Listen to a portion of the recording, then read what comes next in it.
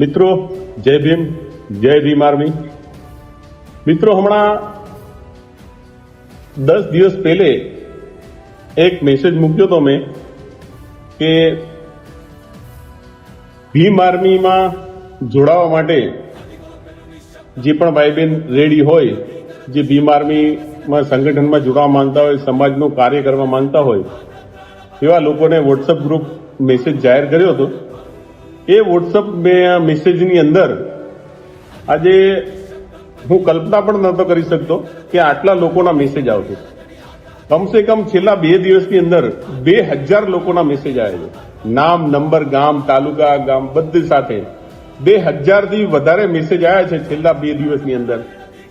મારી કલ્પના બહારની વાત છે કે આટલા લોકોના મેસેજ અને આટલા લોકો ગુજરાતમાં, આટલા લોકો ભીમ આર્મીને ચાહે છે અને આ મહેનતનું ફળ આપણા આઝાદ સમાજ પાર્ટીના સંયોજક, નગીના સાંસદ ચંદ્રશેખર આઝાદનું છે અને ભીમ આર્મી રાષ્ટ્રીય અધ્યક્ષ શ્રી વિનય રતનસિંહને જાય છે।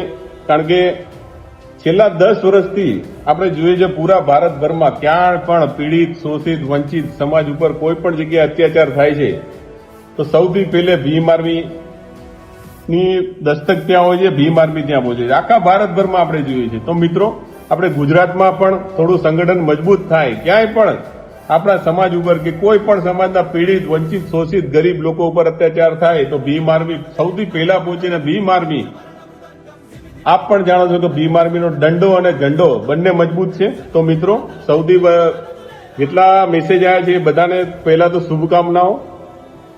થોડા દિવસોમાં જ તમને તમામને તમારું સદસ્યતાનું લેટર પણ મળી જશે અને આ 31 તારીખે રવિવારે આણંદમાં મીટિંગ રાખેલી છે, એટલે જે આણંદથી જે પણ નજીક હોય એ મીટિંગમાં હાજરી આપી શકે છે। અને બીજું, એ જ દિવસે બરોડામાં પણ મીટિંગ છે, એટલે 31 તારીખે 2 જિલ્લાની મીટિંગ છે।